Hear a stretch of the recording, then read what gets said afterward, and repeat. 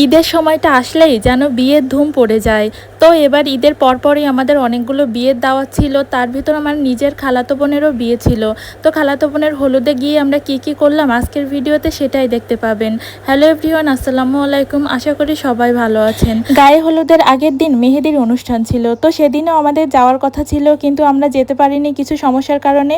তো পরের দিন গিয়ে দেখলাম ওর মেহেদির অনুষ্ঠানে কিভাবে কোথায় স্টেজটা সাজানো হয়েছিল, আর আমরা যাওয়ার পরপরই ওর হলুদের অনুষ্ঠানটা শুরু হয়ে গিয়েছিল।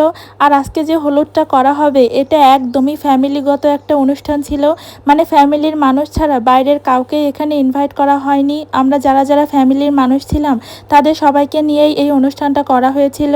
তো আমরা যেহেতু এই হলুদের দিনই ওর বিয়ের প্রোগ্রামে নতুন গিয়েছি, এজন্য ওর বিয়েতে ছেলেপক্ষ থেকে কি পয়নামা দিয়েছে, মানে বিয়ের শাড়ি থেকে শুরু করে রিসিপশনের শাড়ি সব কিছু কী দিয়েছে সেটাই আমাদেরকে একটু খুলে খুলে দেখাচ্ছিল, কারণ এগুলো আমরা এখনো দেখিনি, এ কারণেই আমাদেরকে এটা দেখানো হচ্ছিল।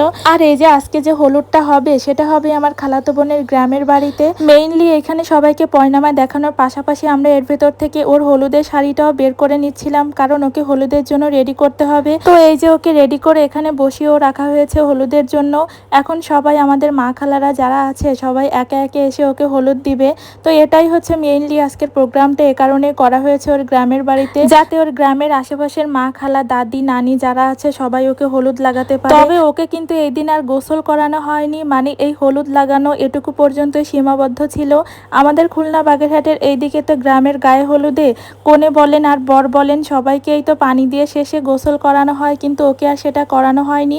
আর এখানে আমাদের সবাইকেও সিন্নি খেতে দেওয়া হয়েছিল, আর পাশাপাশি সবাইকে একটু আবিরও লাগানো হয়েছে। এই তো এভাবেই আমরা সিম্পল ভাবে একটা গায়ে হলুদ করেছিলাম। এই তো আজকের ভিডিওটা এ পর্যন্তই। বিয়ের ভিডিও দেখতে চাইলে কমেন্টে জানাবেন আর পেজটিতে ফলো দিয়ে রাখবেন।